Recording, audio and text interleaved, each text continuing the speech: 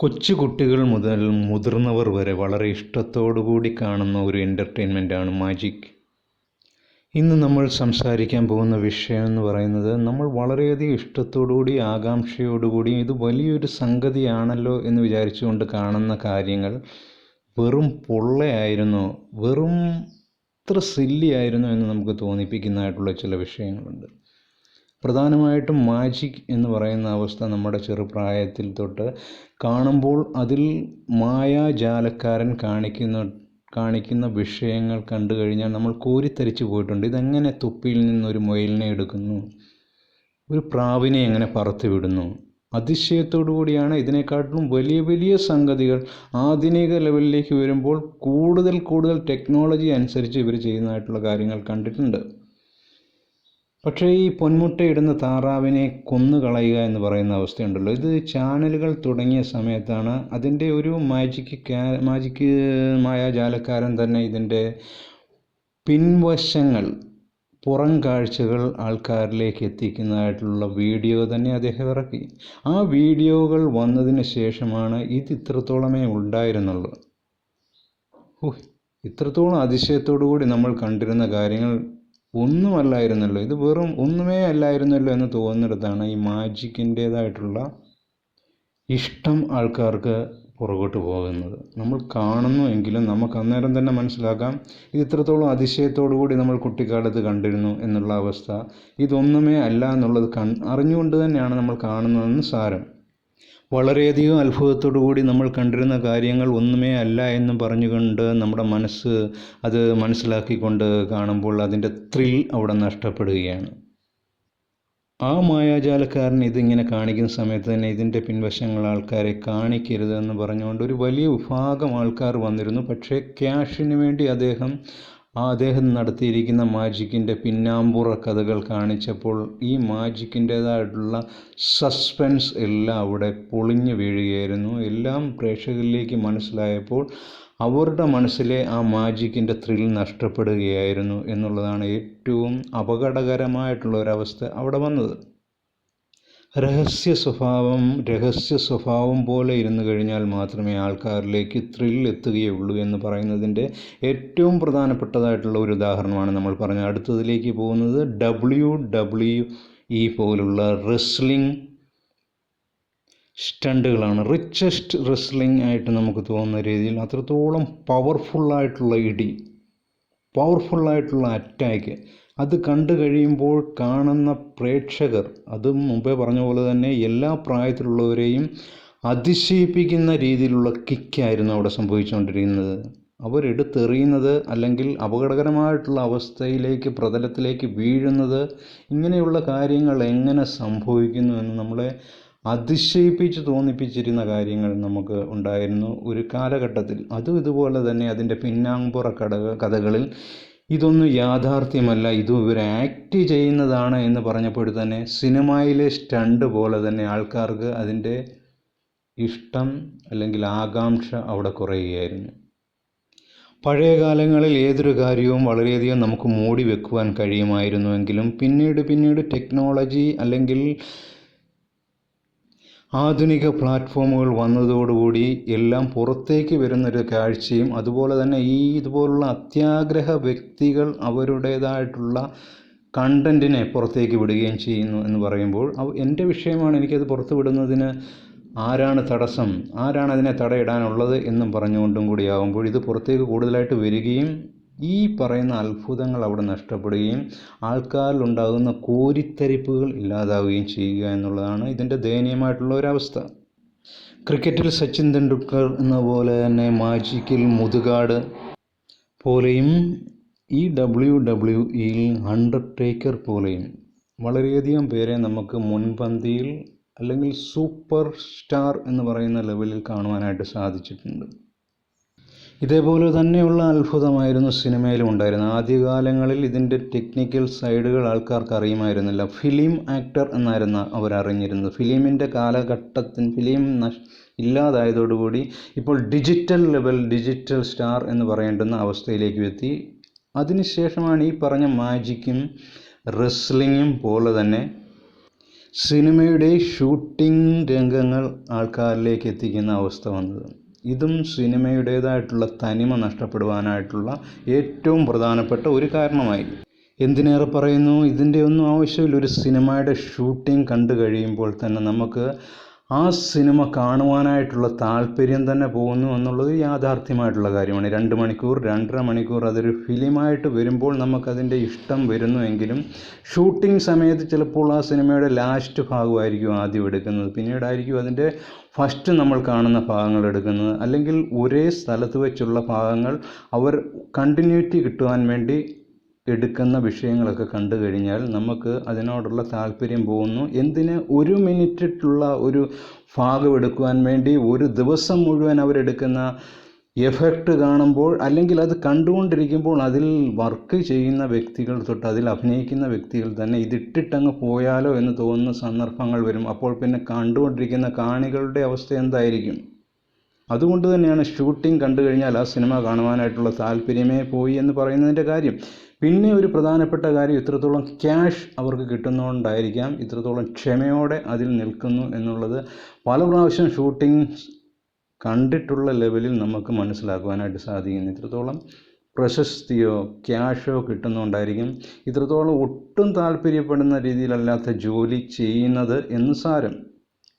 Acting കറക്റ്റായിട്ട് വരുമ്പോഴായിരിക്കും lighting, camera പോകുന്ന സമയത്തായിരിക്കും മറ്റ് ടെക്നിക്കൽ വിഭാഗത്തിൻ്റെ പ്രശ്നങ്ങൾ വരുന്നത്. ഇങ്ങനെ എല്ലാം കൂടെ കറക്റ്റായിട്ട് വരുമ്പോഴായിരിക്കും ക്യാമറാമാൻ്റെ ലെവൽ പോകുന്നത്. നേരത്തെയുള്ള കാലഘട്ടങ്ങളിൽ ഫിലിം ആയിരിക്കുമ്പോൾ ഫിലിമിൻ്റെ വില കൊണ്ട് വളരെയധികം റിഹേഴ്സലുകൾ നടത്തി എടുക്കുമായിരുന്നു. പക്ഷേ ഇന്നത്തെ കാലത്ത് 1-2 റിഹേഴ്സലിന് ശേഷം അഭിനയിച്ചു പോകുന്നു. പക്ഷേ കറക്റ്റ് ആകുന്നില്ലെങ്കിൽ പിന്നെയും എടുത്തുകൊണ്ട് വരുന്ന സമയത്തുണ്ടാകുന്ന പ്രശ്നങ്ങൾ വളരെയധികം ആവുകയും ചെയ്യുന്നു. പിന്നീട് ഇത് എഡിറ്റിങ്ങും മിക്സിങ്ങും മറ്റു പല പ്രോഗ്രസ്സുകളിലൂടെ കടന്നുപോയി 2 മണിക്കൂർ എന്നുള്ള ലെവലിലേക്ക് വരുന്ന സമയത്ത് നമ്മൾ ആഘോഷപൂർവ്വം ഇതിനെ കാണുന്നു എന്നുള്ളതല്ലാതെ ഷൂട്ടിംഗ് രംഗങ്ങൾ, അതായത് നേൽ പറഞ്ഞ പോലെ തന്നെ ഇതിൻ്റെ ഷൂട്ടിംഗ് ലെവലുകൾ വീഡിയോ ആക്കിക്കൊണ്ട് കാണിക്കുമ്പോൾ ഈ സിനിമയോടും അല്ലെങ്കിൽ ഇതുപോലുള്ള എൻ്റർടൈൻമെൻറ്റിനോടുമുള്ള ആൾക്കാരുടെ ആകാംക്ഷ, അത്ഭുതം അവിടെ നഷ്ടപ്പെടുകയാണ് ഉണ്ടാകുന്നത്. അത്ഭുതത്തോടുകൂടി നമ്മൾ കാണുന്ന ഈ വിഷയങ്ങൾ വെറും കുമളകളായിട്ട് പൊട്ടിത്തകരുന്നത് ഓരോരുത്തരുടെ സ്വാർത്ഥ താല്പര്യങ്ങളും പൊന്മുട്ടയിടുന്ന താറാവിനെ കൊല്ലുന്നതായിട്ടുള്ള കാര്യങ്ങളാണ് നമ്മൾ പറഞ്ഞിരിക്കുന്നത് എന്നുള്ളതാണ് ഈ വീഡിയോയിൽ പ്രധാനമായിട്ടും പറഞ്ഞിരിക്കുന്നത്. ഇതിൽ ഒരു സ്റ്റാറിൻ്റെ ജീവചരിത്രം ലളിതമായിട്ട് പറഞ്ഞുകൊണ്ട് നമുക്ക് ഈ വീഡിയോ അവസാനിപ്പിക്കാം. സിനിമ അല്ലെങ്കിൽ ക്രിക്കറ്റ് എന്നുള്ള അതിലുള്ള സ്റ്റാറുകളെ നമ്മൾ കണ്ടിട്ടുണ്ട്, അവരുടെ വിവരങ്ങൾ വളരെയധികം അറിഞ്ഞിട്ടുണ്ട്. നമുക്ക് WWE ഗ്രേറ്റ് ഖാലിയുടെ ലളിതമായിട്ടുള്ള ഒരു ജീവിത ചരിത്രം ലളിതമായിട്ട് പറഞ്ഞുകൊണ്ട് നമുക്ക് ഈ വീഡിയോയിൽ WWE രാജാവ് എന്ന് പറയുന്ന അണ്ടർടേക്കറിനെ നമുക്കറിയാം. അദ്ദേഹം ഏറ്റവും വലിയ അപകടകരമായിട്ടുള്ള അവസ്ഥയിലേക്ക് പോയാലും തിരിച്ചു കയറി വരുന്ന അവസ്ഥ അത്ഭുതത്തോടു കൂടിയായിരുന്നു നമ്മൾ കണ്ടത്. പക്ഷേ ഇതൊക്കെ വെറും തട്ടിക്കൂട്ട് അഭിനയമാണെന്നറിഞ്ഞപ്പോഴാണ് നമുക്കതിലേക്കുള്ള ആകാംക്ഷ പോയത്. ദ ഗ്രേറ്റ് ഖാലി ഇന്ത്യയിലെ റെസ്ലിങ്ങിൽ WWE പോയിരിക്കുന്ന റെസ്ലിങ്ങിലെ ഏറ്റവും മെയിനായിട്ടുള്ള ഇന്ത്യയിലെ ആദ്യത്തെ ഒരു വ്യക്തിയായിരുന്നു ഗ്രേറ്റ് ഖാലി. ഗ്രേറ്റ് ഖാലിയുടെ ചെറുപ്പം എന്ന് പറയുന്നത് വളരെ ദരിദ്ര കുടുംബത്തിൽ ജനിച്ചവനായിട്ടുള്ള വ്യക്തിയായിരുന്നു. അദ്ദേഹത്തിൻ്റെ ശരീരഭാഗങ്ങൾ മറ്റ് റെസ്ലിംഗ് ചാമ്പ്യന്മാരെക്കാട്ടിലും വളരെയധികം വലുപ്പം കൂടിക്കൂടി വരുന്നതും കൂടിയതായിട്ടുള്ള അളവിലാണ് നമ്മൾ കണ്ടിട്ടുള്ളത്. അതിൻ്റെ ഒരു പ്രധാനപ്പെട്ട കാര്യം എന്ന് പറയുമ്പോൾ ചെറുപ്പം മുതലേ അദ്ദേഹം ഈ ഫീൽഡിലേക്ക് വരുന്നതിന് മുമ്പ് തന്നെ അദ്ദേഹത്തിനെ പ്രധാനപ്പെട്ട ഒരു രോഗം ബാധിച്ചിരുന്നു. ട്യൂമർ പോലെ ബാധിച്ചിരുന്ന ഒരു അസുഖം മൂലം അദ്ദേഹത്തിൻ്റെ ശരീരഭാഗങ്ങൾ, കയ്യ്, കാല്, എന്തിന് തല പോലുള്ള ഭാഗങ്ങൾ തന്നെ മറ്റു മനുഷ്യരെക്കാട്ടിലും വളരെയധികം വലുപ്പം കൂടിക്കൂടി വന്നിരിക്കുന്ന ഒരവസ്ഥയാണ് നമ്മൾ അദ്ദേഹത്തെ കണ്ടിരിക്കുന്നത്.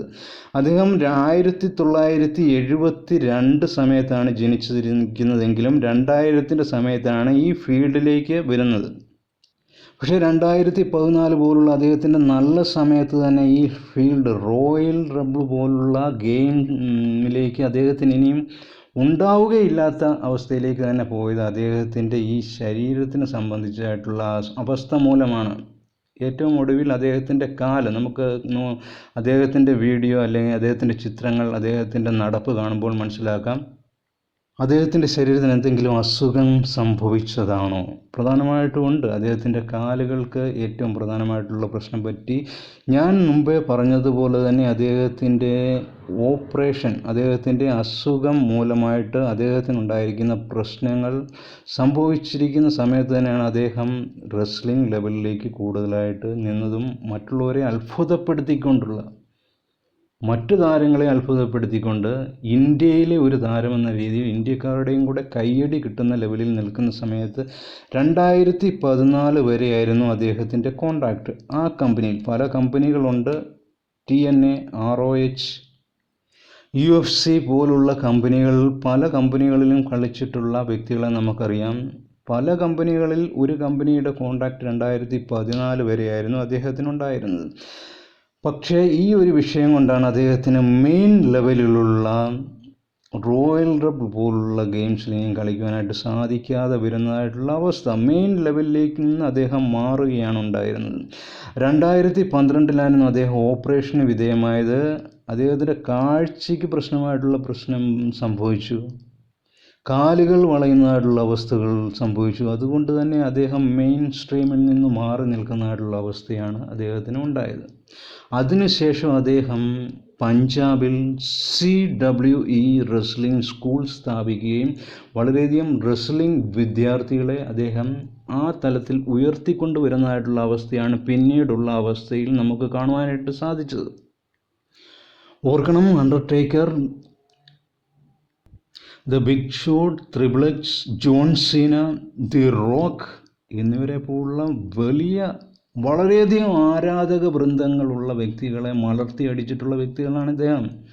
ഇവരുമായിട്ടും തമ്മിൽ മുട്ടുകോർത്തിട്ടുള്ള വ്യക്തികളാണ് ഇദ്ദേഹം. ശരീരത്തിൻ്റെ വലുപ്പം ഇത്രത്തോളം ആകുന്നതുകൊണ്ട് വലിയ കിൻഡൽ ഇടികൾ പോലും അവരുടെ ശരീരത്തെ ബാധിക്കുന്നില്ല എങ്കിലും ശരീരത്തിന് കേൾക്കുന്ന ആഘാതങ്ങൾ വളരെയധികം ഈ പറയുന്ന അവസ്ഥകളിൽ ഉണ്ടാകാറുണ്ട്, ഈ ഗെയിമിൽ ഉണ്ടാകാറുണ്ട്. പക്ഷേ ആക്ടിങ് എന്നുള്ള ലെവലിലേക്കുള്ള പുറം കാഴ്ചകൾ മുമ്പേ ഞാൻ പറഞ്ഞുകൊണ്ട് കാണിച്ചപ്പോഴാണ് ഇതിൻ്റെ ഒരു അടിത്തറയ്ക്ക് ഇളക്കം തട്ടിയത്. സാമ്പത്തികമായിട്ട് മുൻപന്തിയിൽ നിന്ന Brock Lesnar, the Rock actor കൂടിയായിരുന്നു. ആക്ടിങ്ങിലൂടെ അദ്ദേഹം വളരെയധികം ക്യാഷ് സമ്പാദിച്ചിരുന്നു. സ്റ്റോൺ കോൾഡ് അദ്ദേഹം ആക്ടർ മാത്രമല്ല ഡയറക്ടറും കൂടെയായിരുന്നു. ജോൺസിനെ കുറിച്ചൊന്നും പറഞ്ഞ് പരിചയപ്പെടുത്തേണ്ട കാര്യമേ ഇല്ല. റിച്ചസ്റ്റ് റെസ്ലിംഗ് ചാമ്പ്യൻഷിപ്പിൻ്റെ മുടിച്ചൂടാ മണ്ണിലായിരുന്നു triple H. Kurt Angle, Stone Cold, Hulk Hogan എന്നിവരെ പോലുള്ളവരോട് മുട്ടി നിന്നിരുന്ന വ്യക്തിയായ ആ ഗ്രേറ്റ് ഖാലി 2014 മെയിൻ സ്ട്രീമിൽ നിന്ന് അദ്ദേഹം പിന്തിരിയുകയും പിന്നീട് ആ ഒരവസ്ഥയിലേക്ക് പോവുകയല്ല. അദ്ദേഹം പിന്നെ CWE എന്ന റെസ്ലിംഗ് സ്കൂൾ നടത്തിക്കൊണ്ട് ഇപ്പോൾ പഞ്ചാബിൽ നിലകൊള്ളുകയാണ്. സ്വരം നന്നായിരിക്കുമ്പോൾ പാട്ട് നിർത്തുക എന്ന് പറയുന്ന അവസ്ഥയിൽ എന്തിനു മരണശേഷം ഓർമ്മിപ്പിക്കപ്പെടുന്ന ആക്ടർ, സ്പോർട്സ് അല്ലെങ്കിൽ മറ്റു മേഖലയിലുള്ള എൻ്റർടൈൻമെൻറ്റിലുള്ള അവസ്ഥ ഉള്ള വ്യക്തികളെ നമുക്കറിയാം, ഗായകർ തൊട്ട്. അതുപോലെയുള്ളൊരു വ്യക്തിയായിട്ട് തന്നെ നമുക്ക് ദ ഗ്രേറ്റ് ഖാലിയെ കാണുവാനായിട്ട് സാധിക്കുന്നു. നമ്മുടെ വീഡിയോയിൽ പ്രധാനമായിട്ടും പ്രതിപാദിച്ചിരുന്നത് പൊന്മുട്ടയിടുന്ന താറാവിനെ തകർക്കുന്ന അവസ്ഥയെക്കുറിച്ചായിരുന്നു നമ്മൾ പറഞ്ഞത്. നമ്മൾ വളരെ അത്ഭുതത്തോട് കണ്ടിരിക്കുന്ന അവസ്ഥ ഏറ്റവും വികൃതമായ രീതിയിൽ തകർത്ത് കളഞ്ഞിട്ടുള്ള പ്രതിഭാസത്തെ കൂട്ടിയാണ് നമ്മൾ ഈ വീഡിയോയിൽ മൊത്തത്തിൽ പ്രതിപാദിച്ചിരിക്കുന്നതെന്ന് മനസ്സിലാക്കുക.